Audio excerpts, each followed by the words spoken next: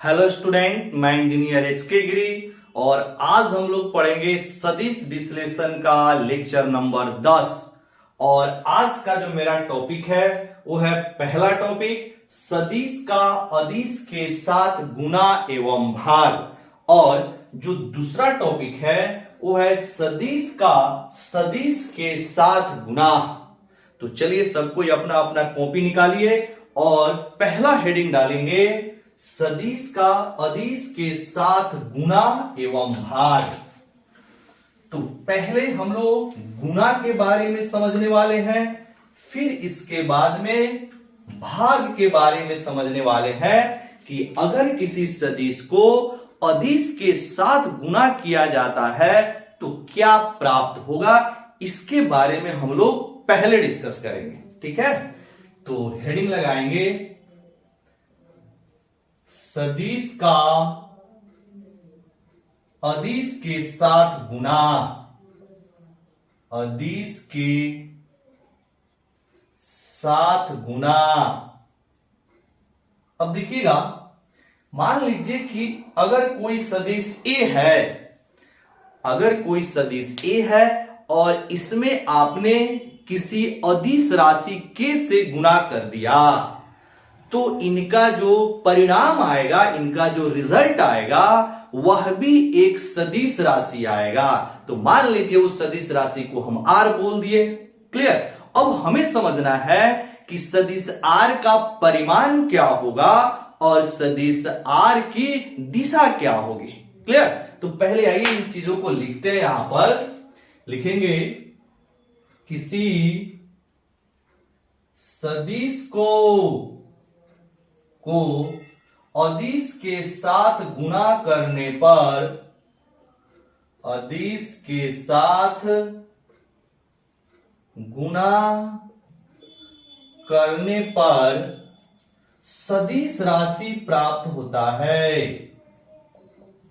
सदिश राशि प्राप्त होता है। क्लियर। यानी किसी भी सदिश को अगर आप अदिश से गुना करेंगे तो जो रिजल्ट आएगा वह आपका एक सदिश राशि आएगा, वेक्टर क्वांटिटी आएगा। क्लियर। मान लीजिए कि एक सदिश ए है, सदिश ए है और इसमें के अदिश से हमने गुना किया तो जो रिजल्ट मिला वह भी एक आपको सदिश राशि आएगा। ठीक है, यानी कि आप इसको ऐसे भी लिख सकते हैं, आर बराबर के इंटू ए। अब यहां पर ए सदिश हो गया, के अदिश हो गया और आर आपका सदिश राशि है। तो किसी भी सदिश में अगर अदिश राशि से गुना करते हैं तो हमें एक सदिश राशि प्राप्त होता है। अब बात करनी है कि सदिश आर का परिमाण क्या होगा। ठीक है, तो देखिएगा, अब यहां पर लिखते हैं स्टार पॉइंट करके। यहां पे अगर सदिश आर का परिमाण निकालेंगे तो ए का जितना परिमाण होगा उससे के गुना बढ़ जाएगा। यानी कि आर का जो परिमाण होगा, यहां लिखें कि सदिश आर का परिमाण, आर का परिमाण सदिश ए के परिमाण से के गुना होता है। मतलब आर का जो परिमाण होगा, सदिश आर का जो परिमाण होगा वह सदिश ए के परिमाण के गुना हो जाएगा। इसको आप ऐसे भी लिख सकते हैं, आर बराबर के इंटू ए। साधारण आप लाइन में आप ऐसे भी लिखा जा सकता है। ठीक है। अब देखिएगा, दूसरा स्टार पॉइंट क्या है कि सदिश ए की जो सदिश आर का जो दिशा होगा वह निर्भर करेगा कि जो अदिश के आपने लिया है वह ऋणात्मक है या धनात्मक है। ठीक है, परिमाण में आपका धनात्मक हो के या के ऋणात्मक हो कोई असर नहीं पड़ने वाला है, क्योंकि आपका के का परिमाण जब निकालेंगे तो वह आपका धनात्मक हो या ऋणात्मक हो, धनात्मक हो जाएगा। मतलब इसको हम क्या बोलना चाह रहे हैं कि अगर आप r को ऐसे भी लिख सकते हैं k इंटू ए होल का परिमाण, ठीक है। अब यहां से आपका k और a जो बाहर निकलेगा वह हमेशा आपका धनात्मक राशि देगा, ठीक है। तो परिमाण में तो कोई असर नहीं पड़ेगा कि k धनात्मक है या ऋणात्मक है, ठीक है। लेकिन जब आप r की दिशा निकालेंगे तो उस पर k धनात्मक होगा और k ऋणात्मक होगा, उस पर r का दिशा निर्भर करता है। मतलब अगर k का मान यहां पर धनात्मक है तो r की दिशा a की दिशा में होगा, अगर k ऋणात्मक है तो r की दिशा a के विपरीत दिशा में होगा, ठीक है। आइए इस बात को यहां पे लिखते हैं। यदि k ऋणात्मक हो तो r की दिशा सदिश a की दिशा के विपरीत होता है। और दूसरा, यदि k धनात्मक हो तो सदिश r की दिशा सदिश a की दिशा के सदिश a की दिशा में होगा, सदिश a की दिशा में होगा, ठीक है। तो सदिश r की दिशा k पर निर्भर करता है कि k ऋणात्मक है या धनात्मक है, इस बात को समझना है। लेकिन r का जो परिमाण है वह k धनात्मक हो या ऋणात्मक हो उस पर निर्भर नहीं करता है, ठीक है। तो इस पॉइंट को आप नोट करेंगे, इस पॉइंट को आप नोट कीजिएगा। हो गया। चलिए अब हम लोग जरा भाग को समझते हैं कि अगर किसी सदिश को अदिश के साथ भाग करेंगे तो क्या आएगा, ठीक है। तो आप अब इसको पॉज करके नोट कर लीजिएगा। हो गया।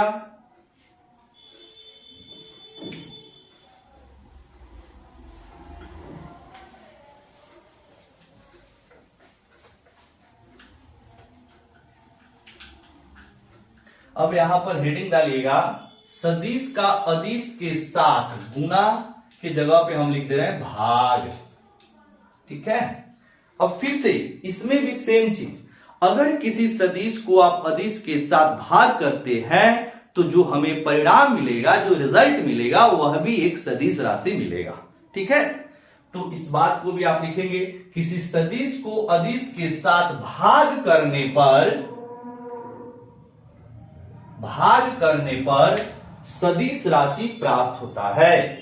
जैसे मान लीजिए अब की बार सदिश a को अदिश k के साथ हमने क्या किया, भाग कर दिया, तो जो रिजल्ट आएगा वह भी सदिश आएगा। तो मान लीजिए ये आपका सदिश r आ गया, तो इसको ऐसे लिख सकते हैं, सदिश r बराबर सदिश k बटा अदिश सदिश a बटा अदिश k, ठीक है। तो किसी भी सदिश में अगर आप अदिश से भाग करते हैं तो जो आपका रिजल्ट आएगा वह भी एक सदिश राशि आएगा। अब फिर बात आती है कि सदिश राशि का परिमाण क्या होगा। तो परिमाण क्या होगा, यहां पर देखिएगा, सदिश r का परिमाण सदिश a के परिमाण का 1/k गुना होता है। मतलब अगर आप सदिश r का परिमाण निकाल रहे हैं तो सदिश a के परिमाण का k गुना हो जाएगा। मतलब इसको आप ऐसे लिख सकते हैं, सदिश r का परिमाण जो होगा सदिश a के परिमाण का 1/k गुना, ठीक है। अब फिर से वही चीज, अगर आपका k धनात्मक है तो सदिश r का परिमाण जो होगा सदिश r की जो दिशा होगी वह सदिश ए की दिशा में होगी। अगर k ऋणात्मक है तो उसके विपरीत दिशा में, दोनों की दिशा क्या हो जाएगी, विपरीत दिशा में हो जाएगी। ठीक है, तो इस बात को आप यहां पे फिर से नोट कर लीजिएगा सेकेंड पॉइंट करके। क्या नोट करेंगे, देखिए k धनात्मक हो या ऋणात्मक हो, आपका परिमाण में कोई असर नहीं आ रहा है। धनात्मक भी होगा तो जो r का परिमाण होगा वह a के परिमाण का 1/k गुना होगा। ठीक है, अगर k ऋणात्मक भी होगा तो r का जो परिमाण होगा वह a के परिमाण का 1/k गुना होगा। ठीक है, लेकिन दिशा में आपका असर आ रहा है, यानी कि आप लिख सकते हैं यदि k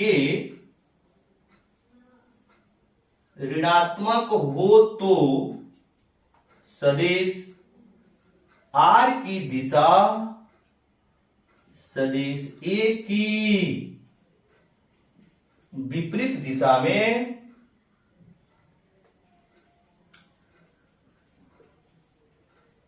होगा। ठीक, और दूसरा स्टार पॉइंट, यदि k धनात्मक हो तो r की दिशा a की दिशा में होगा। अब विपरीत दिशा में नहीं, a की दिशा में होगा, ऐसे। ठीक है, अब चलिए इस पे एक छोटा सा क्वेश्चन हम आपको बताते हैं। एक छोटा सा क्वेश्चन हम आपको बता रहे हैं, नोट कीजिएगा बाबू। हो गया, आइए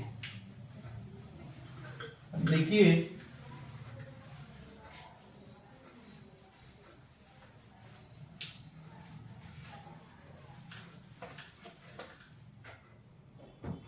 यहां पे एक छोटा सा क्वेश्चन हम आपको इस कंसेप्ट को बिल्कुल क्लियर करने के लिए एक छोटा सा यहां क्वेश्चन हम आपको बता रहे हैं। क्वेश्चन है, यदि सदिश A तथा सदिश B की बीच का कोण थीटा हो तो सदिश 2A एवं सदिश -3B के बीच का कोण या थीटा की जगह पे हम यहां लिख दे रहे हैं बाबू 60 डिग्री। थीटा जो है 60 डिग्री के बराबर, 60 डिग्री हो तो 2A एवं -3B के बीच का कोण ज्ञात करें। ठीक है, अब देखिएगा जो अभी आपने कंसेप्ट पढ़ा, इसी पर आधारित ये क्वेश्चन है। जैसे ये आपका मान लीजिए सदिश A है और ये दूसरा सदिश आपका B है, इनके बीच का कोण जो है वो 60 डिग्री है। तो हमसे पूछा जा रहा है कि 2A एवं -3B के बीच का कोण क्या होगा। ठीक है, अब 2A का डायरेक्शन क्या होगा, तो यहां पे देखिएगा 2 क्या है, धनात्मक संख्या है। तो धनात्मक से अगर किसी सदिश में गुणा करते हैं तो उसकी जो दिशा होती है उसमें कोई परिवर्तन नहीं होता है, बस उसका परिमाण बदल जाता है। तो यहां पे जो 2A का परिमाण होगा वो A के दुगुना हो जाएगा। ये हो गया आपका 2A, मतलब जितना बड़ा A होगा उससे दुगुना हो जाएगा 2A। क्लियर हो रहा है?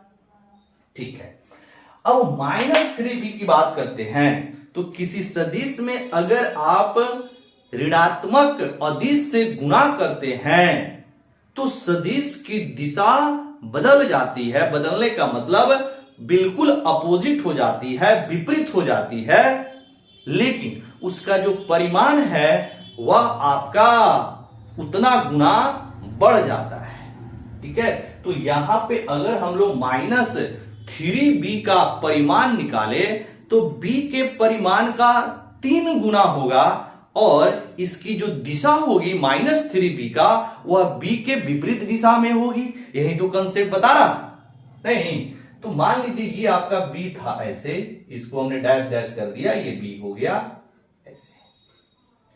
अब -3b का मतलब क्या होगा देखिएगा, b का 3 टाइम्स, ये हो जाएगा आपका -3b। समझ में आया? जितना बड़ा b होगा उससे 3 गुना आपका -b का परिमाण हो जाएगा और दिशा बिल्कुल विपरीत हो जाएगी। तो ये एंगल अगर 60 दिया है तो ये एंगल कितना हो जाएगा बाबू, 180 - 60। ठीक, तो 180 - 60 कितना हो जाएगा, 120। तो यहां आंसर में क्या लिखेंगे, 2a एवं -3b के बीच का कोण 180 - 60 = 120 डिग्री होगा। खत्म। ठीक है, नोट कर लीजिएगा। ठीक, अब हम लोग चलते हैं दूसरे टॉपिक पे, यानी सदिश का सदिश के साथ गुणा करेंगे तो क्या हमें प्राप्त होगा। नोट कर लीजिएगा बाबू, हो गया। आइए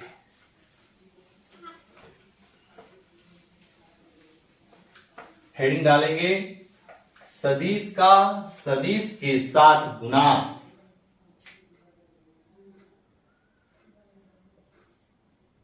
सदिश का सदिश के साथ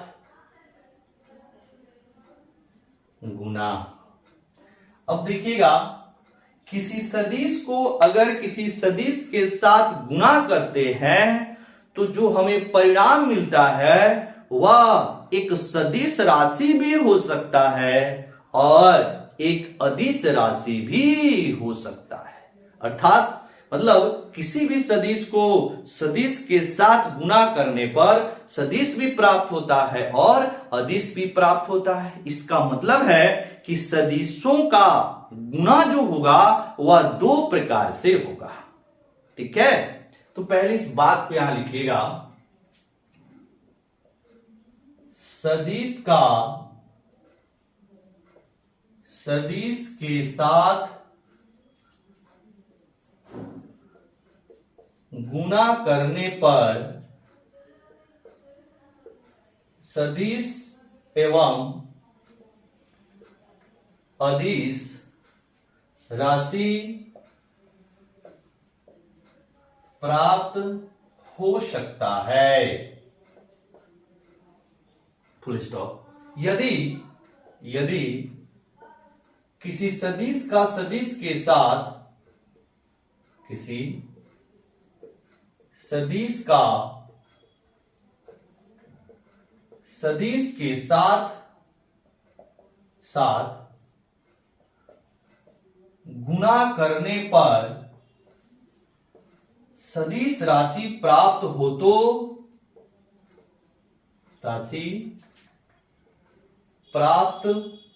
तो इसे सदिश गुणन कहा जाता है।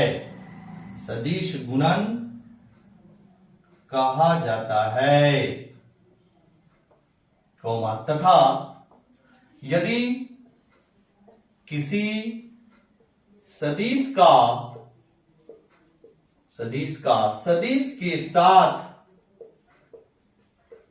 साथ गुणा करने पर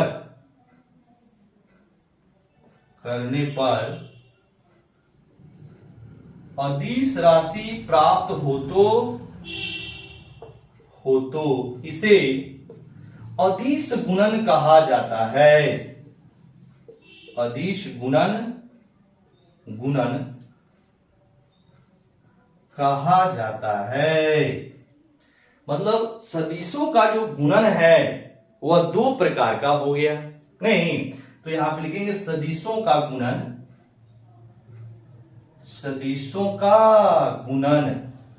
कितने प्रकार के, 2 प्रकार के।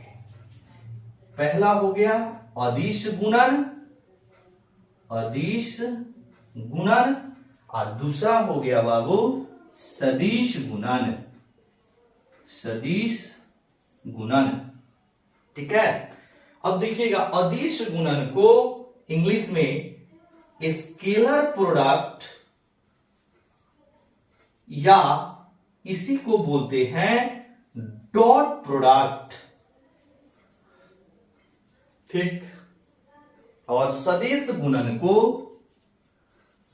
वेक्टर प्रोडक्ट और इसी को हम लोग बोलते हैं क्रॉस प्रोडक्ट, ठीक है।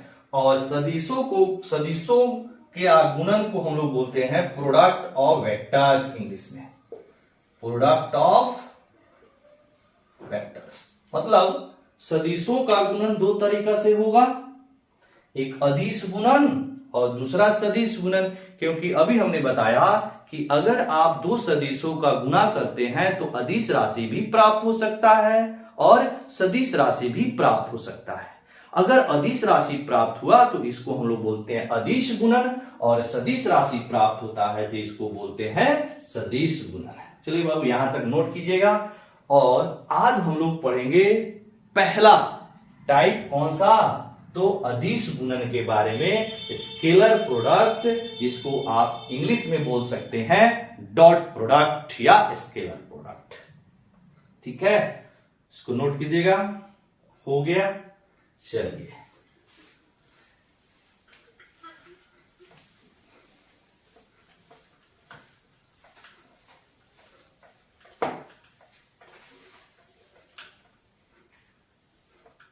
अब यहां पे आप फर्स्ट हेडिंग लगाएंगे अदिश गुणन,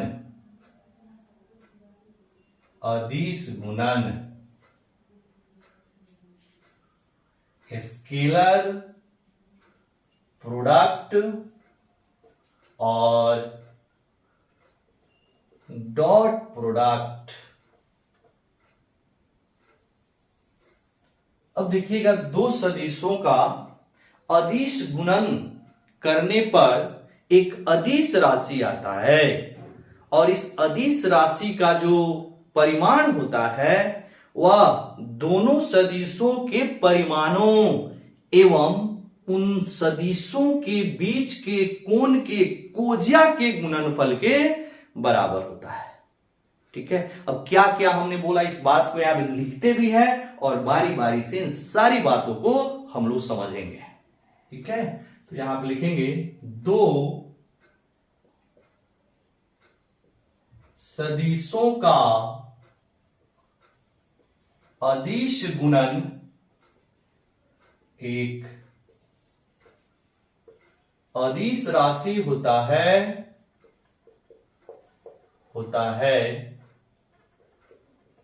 जिसका परिमाण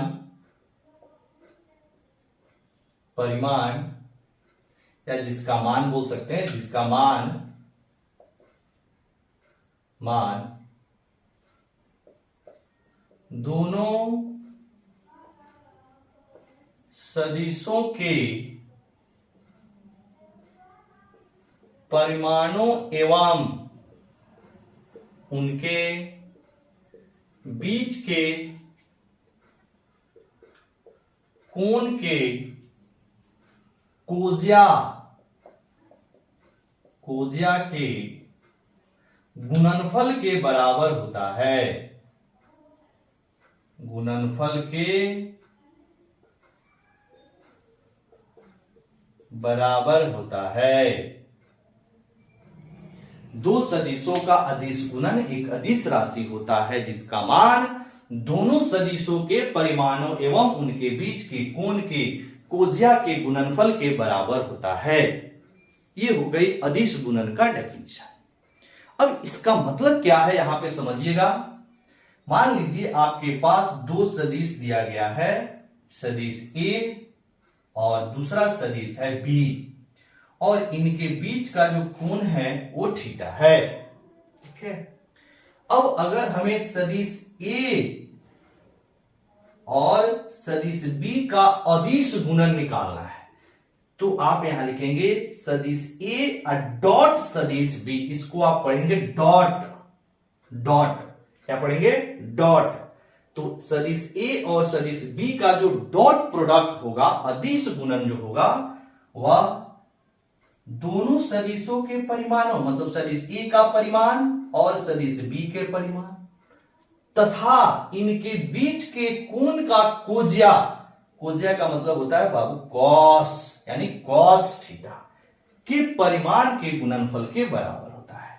ठीक है, मतलब सदिश ए का परिमाण, सदिश बी का परिमाण और कॉस थीटा के गुणनफल के बराबर होता है। अब इसको ऐसे भी लिख सकते हैं, ए डॉट बी बराबर A B cos theta, A dot B बराबर ए बी कॉस थीटा, या ए डॉट बी बराबर ए का परिमाण बी का परिमाण इंटू कॉस थीटा। और थीटा क्या है? ए और बी के बीच का कोण है। यहां पे थीटा क्या होता है बाबू? सदिश ए एवं बी के बीच का कोण होता है। ठीक है, जो कि हम लोग यहां फिगर में देखे भी हैं। अब देखिएगा, इसका आप अलग ढंग से भी परिभाषा निकाल सकते हैं। कैसे? अब यहां पे आप समझिएगा, ए डॉट बी बराबर क्या हम लिख सकते हैं? ए इंटू बी कॉस थीटा को एक साथ। अब बी कॉस थीटा अगर हमें निकालना है तो क्या करेंगे? यहां से ए पर आप बी के हेड से परपेंडिकुलर डाल दीजिएगा। देखिएगा, यहां से बी के हेड से अगर इस पे परपेंडिकुलर डाले तो यही होगा आपका बी कॉस थीटा के बराबर। ठीक है, मतलब आप ए डॉट बी बराबर बोल सकते हैं कि सदिश ए का परिमाण एवं सदिश ए की दिशा में बी के घटक का परिमाण, दोनों का जो गुणनफल होगा वह ए डॉट बी के बराबर होगा।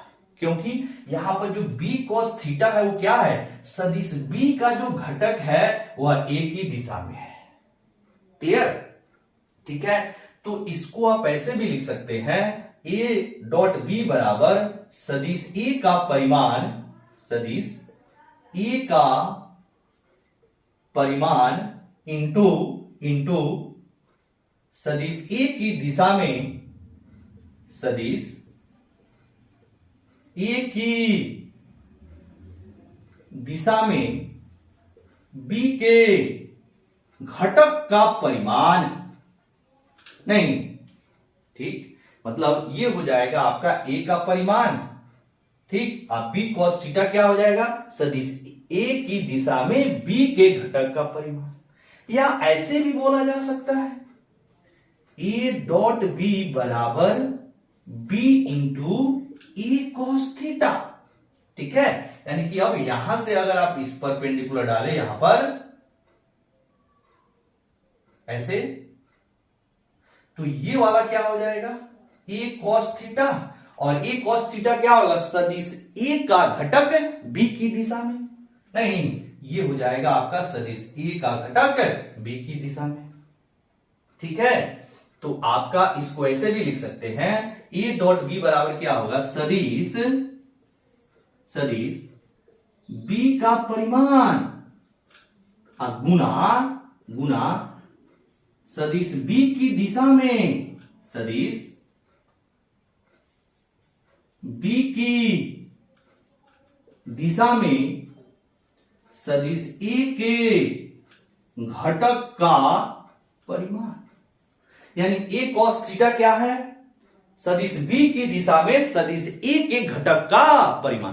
तो इसको भी आप याद रखेंगे, ये आपको बहुत काम करेगा क्वेश्चन बनाने में। ठीक है, यानी कि ए डॉट बी बराबर सदिश बी का परिमाण गुना सदिश बी की दिशा में सदिश ए के घटक का परिमाण, अथवा ए डॉट बी बराबर सदिश ए का परिमाण गुना सदिश ए की दिशा में सदिश बी के घटक का परिमाण। ठीक है, ऐसे आप लिख सकते हैं, या सिंपल ए डॉट बी बराबर ए बी कॉस थीटा। ठीक है, तो ये है दो सदिशों का जब आप अदिश गुणन करते हैं तो एक अदिश राशि आती है जिसका मान ए बी कॉस थीटा के बराबर होता है। ठीक है, आप इसको नोट कीजिएगा। अब हम लोग चलते हैं, इसके सारे इंपॉर्टेंट पॉइंट्स को देखते हैं।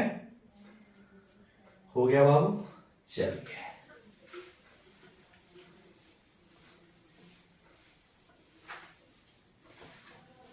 सब पॉज करके आप नोट करते रहेंगे।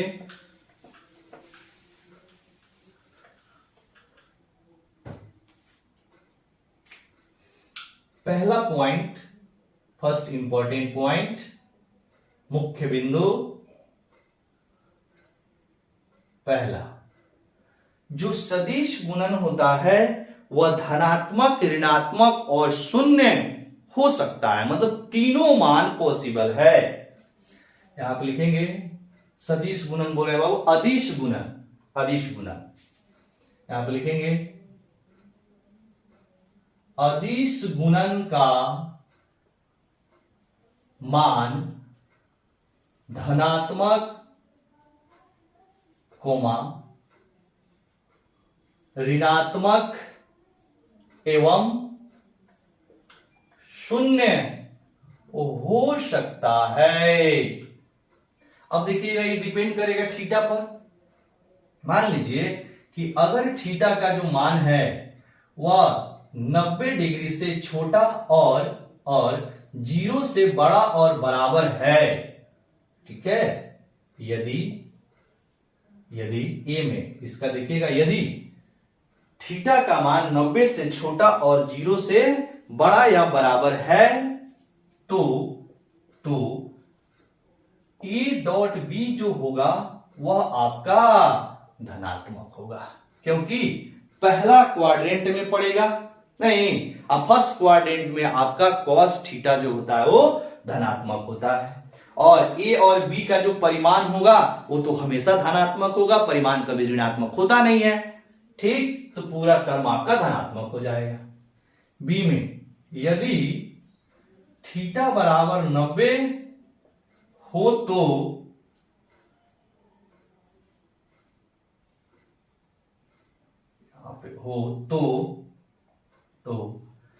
ए डॉट बी जो होगा वह आपका शून्य होगा, क्योंकि कॉस 90 का जो मान होता है वो 0 होता है। उसी तरह सी में यदि थीटा का जो मान है वह आपका 90 से बड़ा और 180 से छोटा या बराबर हो तो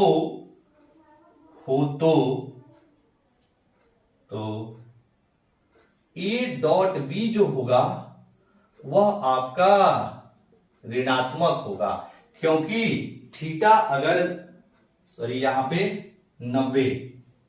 90 से बड़ा और 180 से छोटा या बराबर सेकंड क्वाड्रेंट हो जाएगा, और सेकंड क्वाड्रेंट में आपका कॉस ऋणात्मक होता है तो पूरा वैल्यू क्या हो जाएगी, ऋणात्मक हो जाएगी, ठीक। तो ये हो गई पहली पॉइंट कि अदिश गुणन का मान धनात्मक, ऋणात्मक एवं शून्य हो सकता है, ठीक। दूसरा पॉइंट क्या होता है कि जो सदिश गुणन होता है, सदिश गुणन क्रम विनिमय नियम का पालन करता है, क्रम विनिमय नियम का पालन करता है, यानी कि कम्यूटेटिव लॉ बोलते हैं इंग्लिश में, और इसका मतलब है कि ए डॉट बी जो होगा वह बी डॉट ए के बराबर होगा, ए डॉट बी जो होगा वह बी डॉट ए के बराबर होगा, ठीक। तीसरा पॉइंट देखिएगा, तीसरा पॉइंट क्या बोलती है कि जो अदिश गुणन होता है वह वितरित नियम का पालन करता है। एक सेकेंड बाबू, यहां सदिश लिखा गया है, अदिश लिखना है, अदिश गुणन हम पढ़ रहे हैं इसलिए गलती से लिखा गया है, तो यहां अदिश गुणन लिखेंगे। तो जो अदिश गुणन होता है, अदिश गुणन वितरित नियम का पालन करता है, और वितरित नियम को इंग्लिश में डिस्ट्रीब्यूटिव लॉ बोलते हैं, ठीक है। अब इसका मतलब क्या है कि अगर ए का डॉट बी प्लस सी के साथ लेते हैं तो वही होगा कि पहले ए का डॉट बी के साथ ले लीजिए और उसके बाद E का डॉट C के साथ लेके जोड़ दीजिए, दोनों आपस में बराबर हो जाएंगे। इसको हम लोग प्रूव भी कर सकते हैं, सिद्ध भी कर सकते हैं। पहले इसको नोट कीजिएगा। अब देखिएगा इसको कैसे सिद्ध करते हैं। हो गया, चलिए इसको हम लोग सिद्ध कर सकते हैं।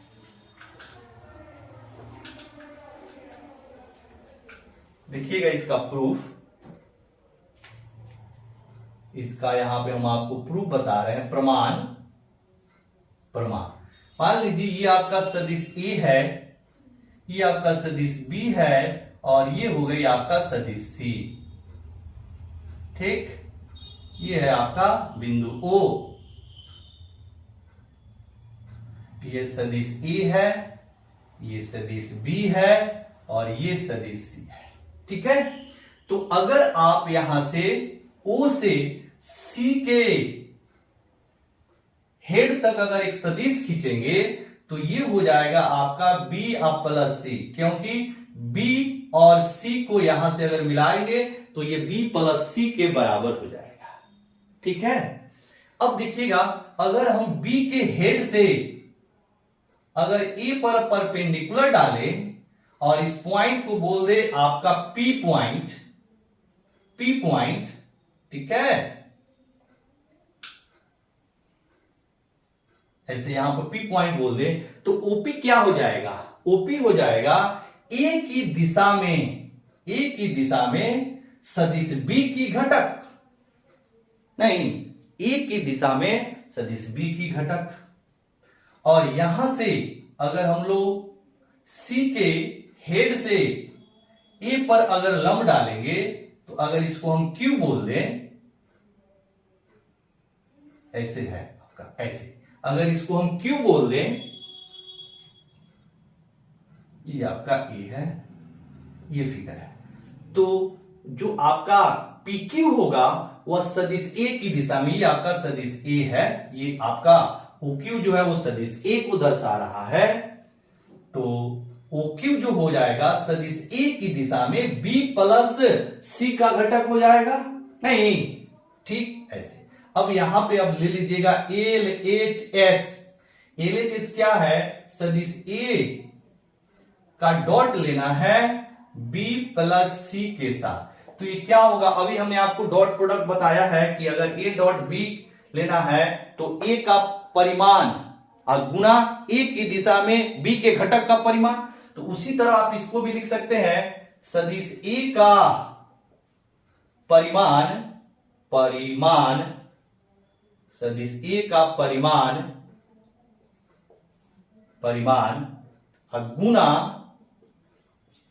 सदिश A की दिशा में सदिश A की दिशा में B प्लस C का घटक का परिमाण, यही तो होगा, घटक का परिमाण। अब देखिएगा सदिश A का परिमाण कितना हो जाएगा? A गुना सदिश A की दिशा में B प्लस C का घटक का परिमाण कितना हो जाएगा?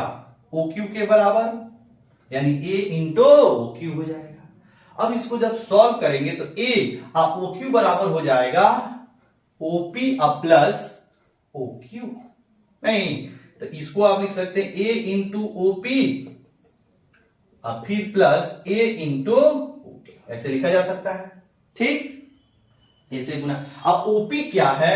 OP क्या है? सदिश, यहां पे आप लिख सकते हैं A गुना सदिश A की दिशा में B की घटक, सदिश A की दिशा में B की घटक, ठीक, अब फिर यहां से हो जाएगा प्लस A गुना सदिश A की दिशा में C का घटक। देखिए क्योंकि OQ क्या है यहां पे, सॉरी PQ है, यहां पे एक सेकेंड देखिएगा, OQ बराबर है, यहां पे OQ बराबर क्या होगा? OP प्लस PQ, ये गलती से लिखा गया है, PQ होना चाहिए, PQ। ठीक है, तो PQ क्या है? सदिश A की दिशा में C का घटक। अब बताइएगा A की दिशा में B का घटक गुना A क्या हो जाएगा? A डॉट B होगा कि नहीं? इसी को तो बोलते हैं A डॉट B। नहीं, अब प्लस इसको क्या बोलते हैं? A dot C। तो बताइए, इसके बराबर आ गया, तो इसको हम लोग बोलते हैं वितरित नियम। नोट कर लीजिएगा, इसको नोट कर लीजिएगा, तो ये प्रमाण हो गया। अब हम लोग अगला पॉइंट पे चलते हैं, नोट कर लीजिएगा।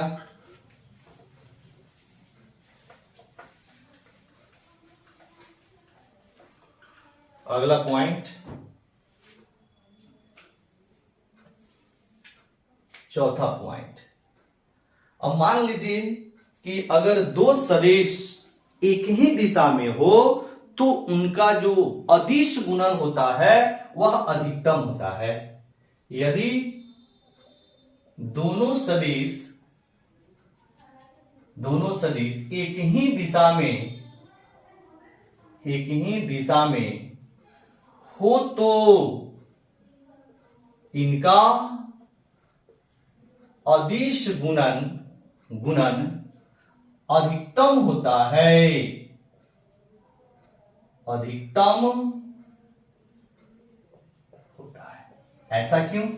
तो जब दो सदिश एक ही दिशा में होगा तो यहां पर थीटा का मान 0 हो जाएगा। तब अगर आप A डॉट B निकालेंगे तो AB cos 0 होगा, और cos 0 जो होता है वह 1 के बराबर होता है, और cos का जो अधिकतम मान होता है वह भी 1 होता है, यानी cos अपने अधिकतम मान पे चला गया है। इसीलिए A डॉट B का जो अधिकतम मान होगा यानी मैक्सिमम वैल्यू जो होगी वह AB के बराबर होगा।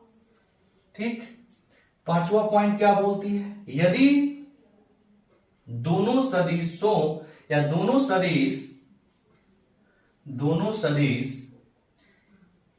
एक दूसरे के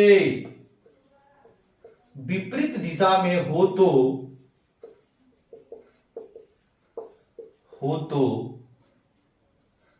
इनका अदिश गुणन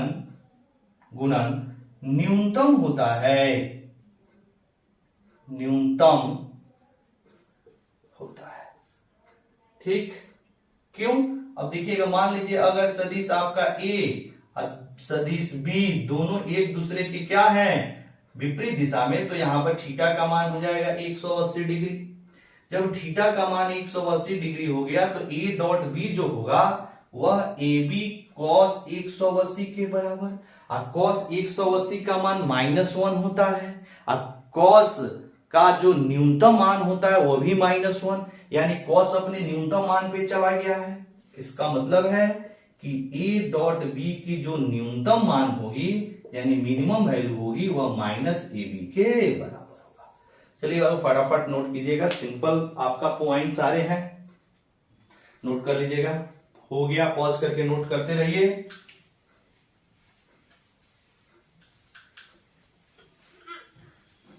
नेक्स्ट अगला देखेंगे, अगला पॉइंट, एक सेकेंड,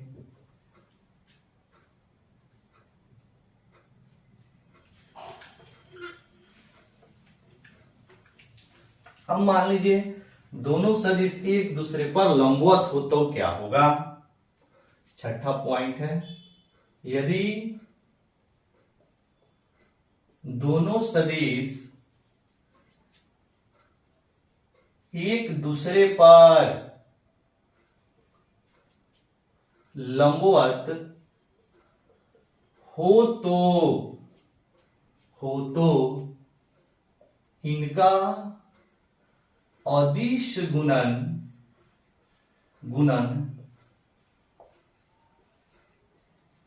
शून्य होता है। यदि दोनों सदिश एक दूसरे पर लंबवत हो तो इनका अदिश गुणन शून्य होता है। क्यों? क्योंकि इनके बीच का जो कोण होगा वह 90 डिग्री होगा, और A डॉट B बराबर होता है A B cos theta, theta का मान 90 डिग्री, और कॉस 90 कितना होता है बाबू, कॉस 90 जीरो के बराबर होता है। तो जब भी आपका दो सदिश एक दूसरे पर लंबवत होता है तो याद रखेंगे उनका जो डॉट प्रोडक्ट होता है वो जीरो के बराबर होता है। ठीक, चलिए अब मान लीजिए किसी सदिश को उसी सदिश के साथ अगर आप डॉट लेते हैं, मतलब अदिश गुणन करते हैं, तो जो दिए गए सदिश है उसके परिमाण के वर्ग के बराबर होता है। क्या हमने बोला, देखो यहां लिख रहे हैं 7वां पॉइंट, यदि किसी सदिश को स्वयं के साथ गुणा किया जाए तो, यदि किसी सदिश को स्वयं के साथ अदिश गुणन किया जाए तो, एक सेकेंड, स्वयं के साथ अदिश गुणन हो तो उस सदिश के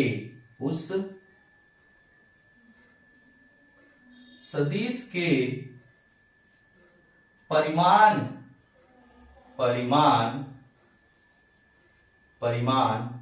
का वर्ग प्राप्त होता है। क्या हमने लिखा, यदि किसी सदिश को स्वयं के साथ अदिश गुणन हो तो उस सदिश के परिमाण का वर्ग प्राप्त होता है। मतलब अगर आप सदिश ए का डॉट ए के साथ लेते हैं तो यह ए स्क्वायर के बराबर आएगा, या बी का डॉट अगर आप बी के साथ लेते हैं तो बी स्क्वायर के बराबर होगा, या आप सी का डॉट सी के साथ लेते हैं तो सी स्क्वायर के बराबर होगा। मतलब ए का डॉट ए के साथ ए स्क्वायर के बराबर, बी का डॉट बी के साथ बी स्क्वायर के बराबर, सी का डॉट सी के साथ सी स्क्वायर के बराबर।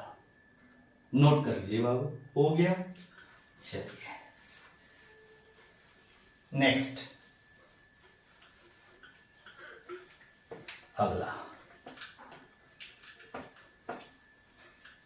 अब देखिएगा,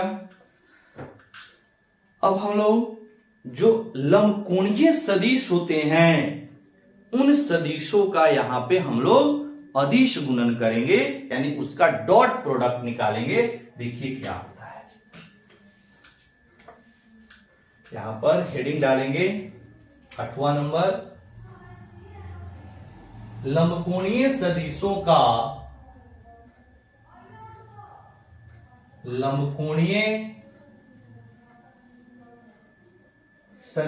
का अदिश गुणन। ये इंपॉर्टेंट है, स्टार लगा दे रहे हैं, बहुत इंपॉर्टेंट है।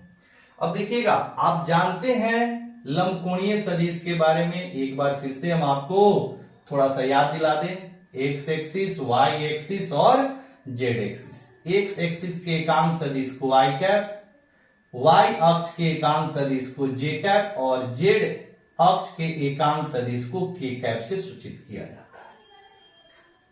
आई कैप का परिमाण, जे कैप का परिमाण और के कैप का परिमाण, आई कैप, जे कैप और के कैप, इनका जो परिमाण होता है वह आपस में बराबर होता है और के बराबर होता है।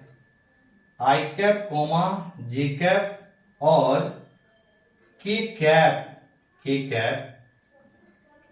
एक दूसरे पर लंबवत होते हैं, एक दूसरे पर लंबवत होते हैं।